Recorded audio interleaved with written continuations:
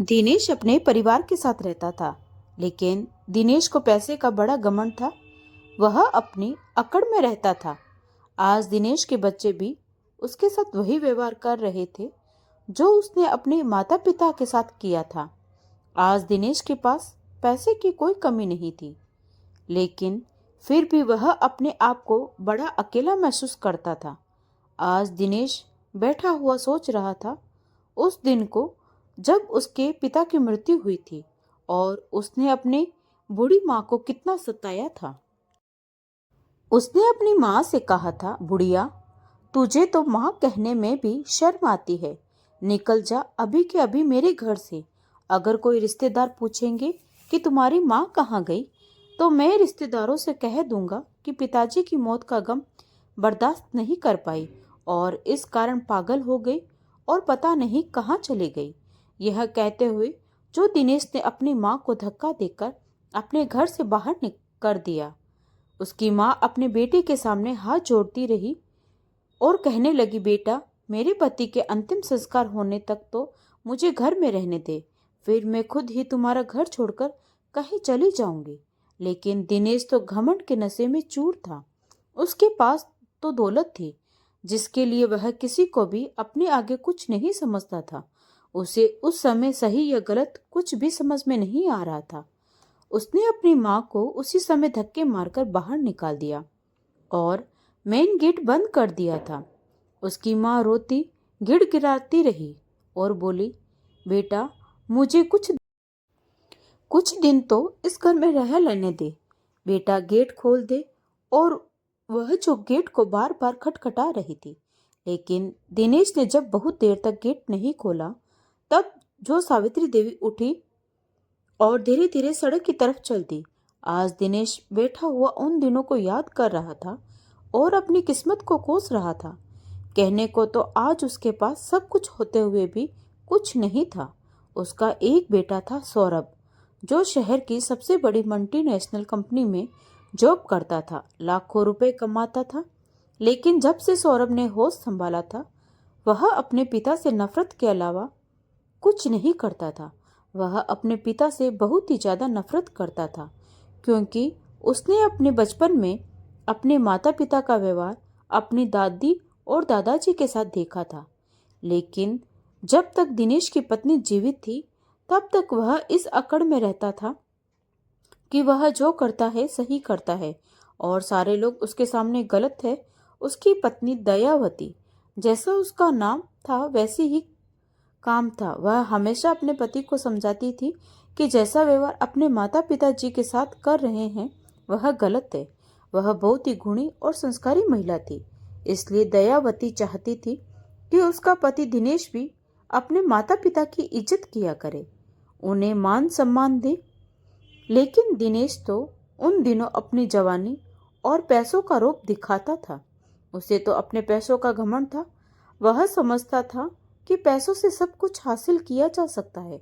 उसे अपने माँ बाप के सुख दुख से कोई लेना देना नहीं था। उन दिनों दिनेश इस बात से अनजान था कि वह भी कभी अपने माता पिता की उम्र में आएगा।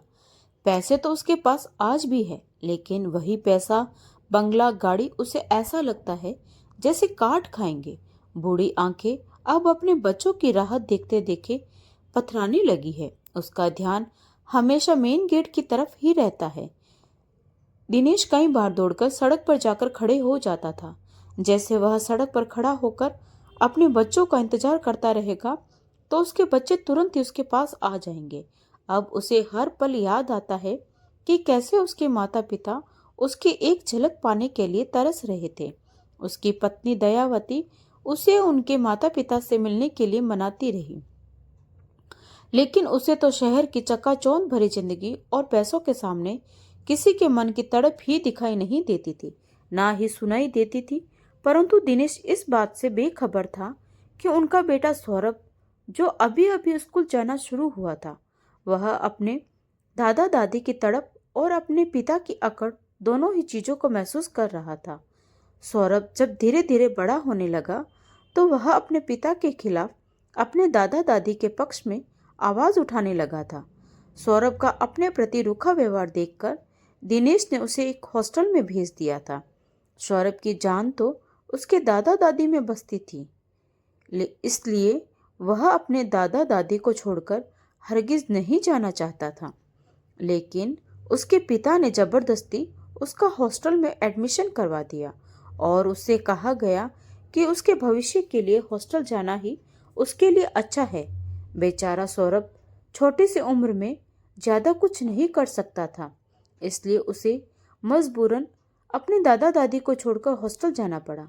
सौरभ के हॉस्टल जाते ही उसके दादा दादी उसकी याद में दिन रात आंसू बहाते थे, क्योंकि उनके बुढ़ापे का सहारा तो सौरभ ही था, जिसे उनसे दूर कर दिया गया था। एक दिन सौरभ के दादा दादी जी सौरभ से मिलने के लिए सुबह सुबह निकल गए।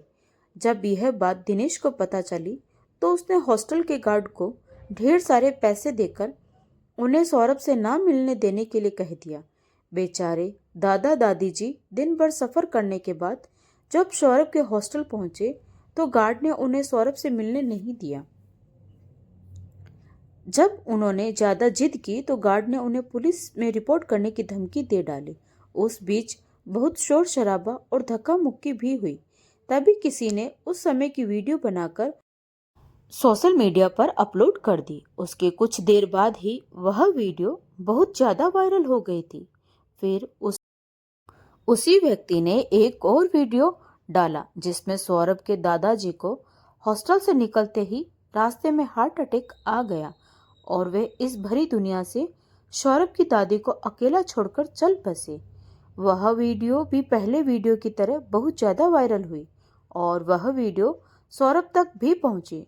सौरभ ने जब वह वीडियो देखा तो वह बेहोश हो गया था। उसके दोस्तों ने सौरभ के मुंह पर पानी छिड़का और उसे होश में लाया गया। फिर सौरभ को उसके घर ले गए। सौरभ जब अपने घर गया तो उसने वहां जाकर जो देखा वह उसकी सोच से भी परे था। सौरभ ने देखा कि उसके पापा अपनी माँ सावित्री जी को बुरी तरह से डांट फटकार रहे थे। तुम दोनों बूढ़े बूढ़ियों को बिल्कुल भी शर्म नहीं आई? मेरे बेटे के हॉस्टल जाते हुए क्यों गए थे? तुम वहां क्या करने गए थे? तुम्हारी काली छाया मेरे बेटे पर पड़ जाएगी, इसलिए तो मैंने उसे तुम दोनों से बहुत दूर भेज दिया था। लेकिन तुम बेशर्म की तरह मनहूस कहीं के जाहिल गंवार मेरे बेटे का पीछा नहीं छोड़ते हो। इतनी अच्छी जगह, इतने महंगे स्कूल के हॉस्टल से मैंने अपने बेटे को पढ़ाई करने के लिए भेजा और तुम दोनों बेवकूफ़ों की तरह उससे मिलने चले गए, वह भी मुझे बिना बताए। आज इस बूढ़े की मौत की जिम्मेदार भी तू ही है, समझी बुढ़िया? दोनों एक साथ ही भगवान के पास क्यों नहीं चले गए? अब बोझ बनकर मेरे सिर पर चढ़कर तांडव करोगी? अब कितना जीने का शौक है तुझे बुढ़िया? तुझे तो माँ कहते हुए भी मुझे शर्म आती है। निकल जा अभी के अभी मेरे घर से। कोई रिश्तेदार या पड़ोसी तेरे बारे में पूछेगा तो कह दूंगा कि पिताजी की मौत का गम माँ बर्दाश्त नहीं कर पाई और इस कारण पागल हो गई और पता नहीं कहाँ चली गई। यह कहते हुए उन्होंने अपनी माँ को धक्के मारकर अपने घर से बाहर निकाल दिया था। उसकी माँ बेटे के सामने हाथ जोड़कर रोती रही और अपने पति के अंतिम संस्कार होने तक उन्हें अपने घर में रहने के लिए कहती रही। फिर वह कहने लगी, बेटा मेरे पति का अंतिम संस्कार हो जाने दे, उसके बाद मैं खुद ही तुम्हारा घर छोड़कर चली जाऊंगी। लेकिन दिनेश तो घमंड के नशे में चूर था। उसे उस समय सही गलत कुछ भी समझ नहीं आ रहा था। उसने अपनी माँ को उसी समय धक्के मारकर घर से बाहर निकाल दिया और घर का मेन गेट बंद कर दिया था। अब सावित्री जी रोती गिड़गिड़ाती रही और बोली, बेटा मुझे कुछ दिन के लिए तो इस घर में रहने दे बेटा। लेकिन दिनेश ने गेट नहीं खोला। वह बार बार गेट खटखटा रही थी। जब बहुत देर तक उनके बेटे दिनेश ने गेट नहीं खोला तब बेचारी सावित्री जी वहां से उठी और आंखों में आंसू लिए धीरे धीरे सड़क पर चलने लगी। चलते चलते वह कई बार बड़ी छोटी गाड़ियों से टकराती हुई बच गई जो सामने से आ जाती थी। और एक बार तो एक गाड़ी के ड्राइवर ने उन्हें गालियां देते हुए कहा, बुढ़िया तुझे अपनी जान प्यारी नहीं है तो क्या कम से कम हमारी गाड़ी के सामने मरने क्यों आ गई है?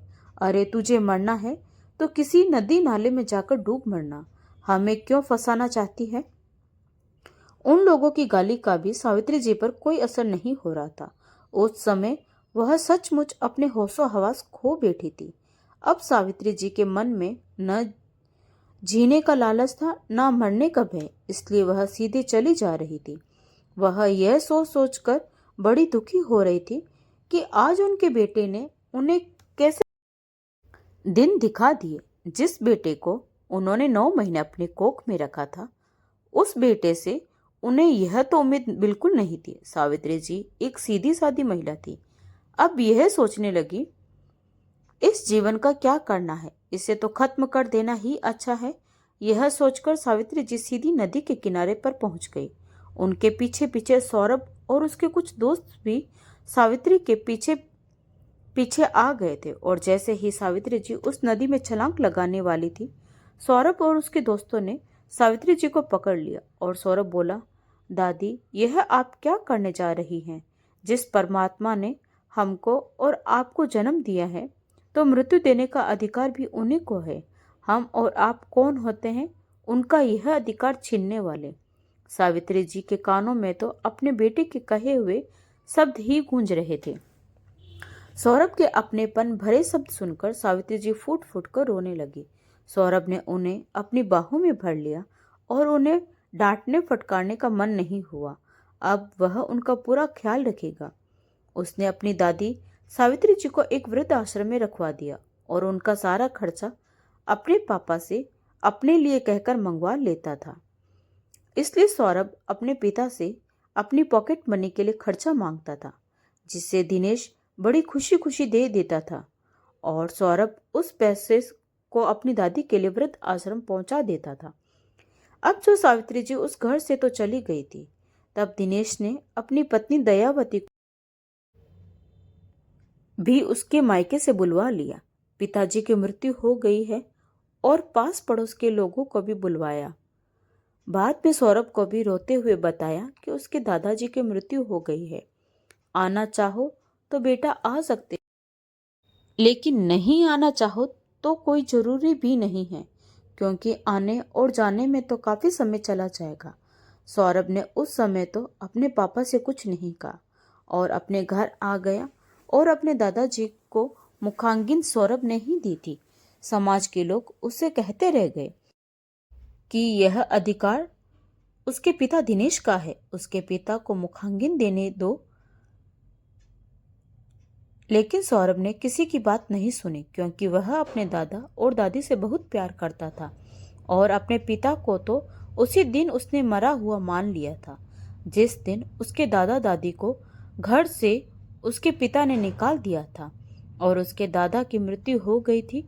इसलिए जो सौरभ अपने पिता से बहुत ही नफरत करने लगा था, वह अपने पिता को लेकिन यह दर्शा नहीं रहा था, क्योंकि उसे सारी बातें पता चल गई तो उसके दादा दादी के साथ उसके पिता ने क्या व्यवहार किया था।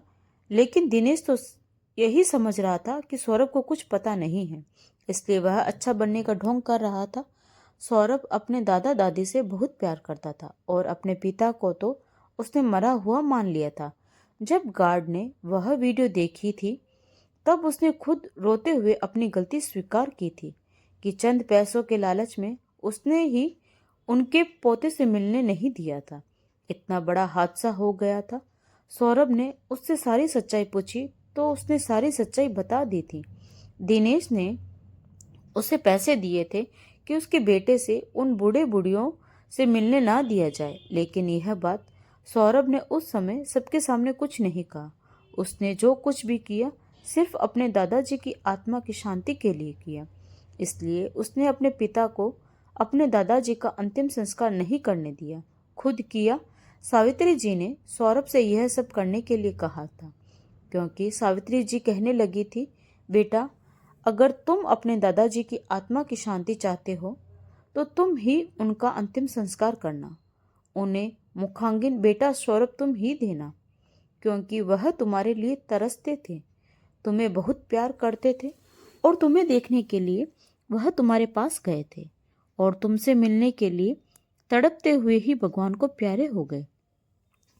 अब जो सावित्री जी नहीं चाहती थी कि उनका बेटा दिनेश, जो कि नालायक और स्वार्थी है, उसके गंदे हाथ भी उनके पिता के शरीर को छुए। सौरभ ने भी अपनी दादी को दिया हुआ वादा निभाया और अपने दादाजी के सारे क्रियाक्रम करके वह वापस अपनी दादी के पास चला गया। अब सावित्री जी ने सौरभ को अपने सीने से लगा लिया और फूट फूट कर बहुत देर तक रोती रही। फिर सौरभ ने अपनी दादी को समझाया कि दादी, जो हो गया उसे बदला तो नहीं जा सकता, परंतु आगे का जीवन हम अच्छी तरह से जी सकते हैं। इसके लिए कोई बेहतरीन सा उपाय ढूंढना होगा। तभी सौरभ को याद आया कि दादी को वकालत की पढ़ाई करने का बहुत शौक था, लेकिन उनकी शादी कम उम्र में हो जाने के कारण उनकी पढ़ाई अधूरी रह गई थी। इसलिए उसने अपनी दादी सावित्री जी के लिए सबसे पहले चश्मा बनवाया और वकालत की किताबें खरीदकर लाकर उन्हें दी और वहां के मैनेजर को समझा दिया कि मेरी दादी की हर सुख सुविधा का ध्यान रखा जाए, उनकी पढ़ाई में किसी प्रकार की बाधा नहीं आनी चाहिए। वृद्ध आश्रम के मैनेजर ने उसे पूर्ण आश्वासन दिया कि उन्हें कोई परेशानी नहीं आएगी। सौरभ ने जैसा कहा वैसा ही होगा। जैसे समय मिलेगा वह अपनी सुविधा के अनुसार पढ़ाई कर सकती है। उधर सौरभ की माँ, जो सौरभ के बदले रवैये से परेशान रहती थी, वह हमेशा अपने बेटे के बारे में सोचती रहती थी। इसलिए अब दयावती धीरे धीरे बीमार रहने लगी। अब दिनेश अपनी पत्नी दयावती को डॉक्टर के पास लेकर गया तो एक दिन उसकी रिपोर्ट आने पर पता चला कि दयावती को कैंसर हो गया है और उनका 3rd स्टेज चल रहा है। अब दयावती के पास बहुत कम समय बचा था। यह रिपोर्ट सुनते ही दिनेश की तो सिट्टी पिट्टी गुम हो गई। उसकी हालत ऐसी हो गई जैसे पानी बिन मछली होती है। कई दिनों तक इलाज कराने के बाद अचानक से कैंसर जैसी बीमारी बताना और कुछ ही दिनों बाद दयावती भी इस दुनिया को अलविदा कह गई। दयावती की मृत्यु होते ही दिनेश बौखला गया और उसने उस डॉक्टर के खिलाफ केस दर्ज कर दिया। मामला हाई कोर्ट से सुप्रीम कोर्ट तक पहुंच गया। उन दिनों सावित्री जी सुप्रीम कोर्ट की जज बन चुकी थी और एक सच्चा जज वही होता है जो निष्पक्ष न्याय करे। अब दिनेश के केस में भी वही था। डॉक्टर की लापरवाही के कारण दयावती की जान गई थी। इसलिए सावित्री जी ने दिनेश के पक्ष में फैसला सुनाया, लेकिन अब अपनी मां को जज के रूप में देखकर दिनेश तो हक्का बक्का रह गया। जैसे ही जज की कुर्सी पर अपनी मां को बैठा देखा, वह तो समझ गए कि वह पक्का केस हार ही जाएगा, क्योंकि उसे डर था कि उसने जिस तरीके से अपनी मां को अपमानित करके घर से निकाला था, वह उसका बदला उससे जरूर लेगी। लेकिन जब फैसला उसके पक्ष में आया तो दिनेश अपनी मां के फैसले पर खुश हो गया। उसे लगा कि मां ने मुझे अपना बेटा समझकर माफ कर दिया है, इसलिए फैसला भी मेरे पक्ष में दिया है। जैसे ही कोर्ट की सुनवाई पूरी, सावित्री जी ने अपने असिस्टेंट लोगों के साथ वहां से जाने लगी। तब दिनेश उनके पीछे पीछे दौड़कर आया और बोला, माँ, क्या आपने मुझे पहचाना नहीं या पहचाना नहीं चाहती हैं? अब सावित्री जी उसकी बात को अनसुना करके आगे बढ़ती जा रही थी। तब दिनेश उनसे भी आगे दौड़कर गया और जब सावित्री जी बैठने वाली थी तो उनका पैर पकड़ लिया। सावित्री जी अपने असिस्टेंट से बोली, देखो विनय, यह महानुभाव कौन है? मैं इन्हें नहीं जानती हूँ। अगर तुम जानते हो तो पूछो कि यह क्या चाहते हैं। मुझे कहीं और भी जाना है, देर हो रही है। विनय बोला, मैडम, यह वही शख्स है जिसका फैसला आपने अभी अभी सुनाया है। सावित्री जी बोली, ठीक है, ये महाशय जो भी होंगे, ये क्या कहना चाहते हैं, इनकी बात तुम सुन लो, मुझे देर हो रही है। और यह कहकर सावित्री जी कार में बैठी और वहां से आगे चली गई। अब दिनेश अपनी मां को देखता रह गया। तब से आज तक दिनेश सिर्फ अपने किए पर पछतावे के अलावा कुछ नहीं कर पा रहा है। जिस बेटे सौरभ के लिए उन्होंने जीवन भर कमाया, उसने अपनी पसंद की शादी कर ली, लेकिन अपने पिता को उस खुशी में भी नहीं शामिल किया।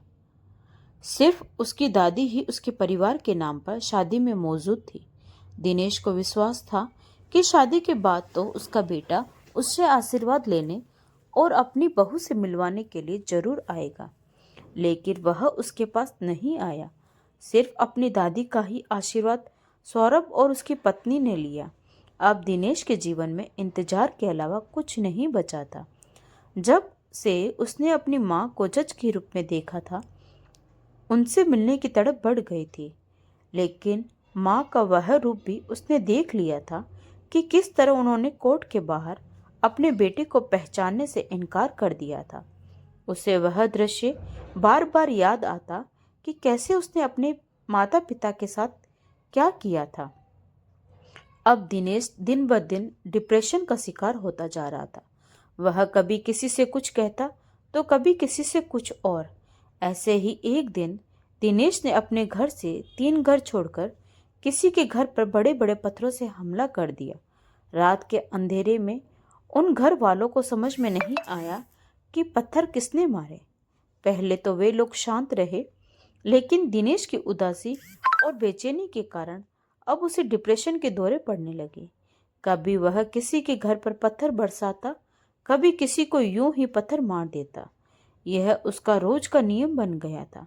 उसकी इन हरकतों से परेशान होकर पड़ोसियों ने उसे रंगे हाथ पकड़ने की योजना बनाई और एक दिन ऐसा आया कि उन्होंने दिनेश को रंगे हाथ पकड़ लिया और प्रूफ के तौर पर उनका वीडियो भी बना लिया। फिर उस पर केस कर दिया गया। केस फिर से अदालत में गया। दिनेश को लगा कि जिस प्रकार पिछली बार उसकी माँ ने उसके पक्ष में फैसला सुनाया था, इस बार भी वही होगा। उसे अपनी जज माँ का बेटा होने पर बड़ा घमंड था, लेकिन जब सावित्री जी जज की कुर्सी पर बैठी तो दिनेश खुशी से फूले नहीं समा रहा था। उसे पूरा विश्वास था कि न्याय तो उसी को मिलेगा। लेकिन यह क्या? सावित्री जी ने सारी दलीलें सुनी और गवाहों को पेश किया गया। आखिर में जब उन्होंने फैसला पड़ोसियों के पक्ष में सुनाया तो दिनेश की हवाइयां उड़ गई। उसे फिर से डिप्रेशन के दौरे आने लगे। कोर्ट के अंदर ही दिनेश ने अपनी माँ को, सावित्री जी को खूब भला बुरा कहा। थोड़ी ही देर में उसका क्रोध इतना अधिक बढ़ गया कि वह अपनी माँ को जान से मारने के लिए दौड़ा।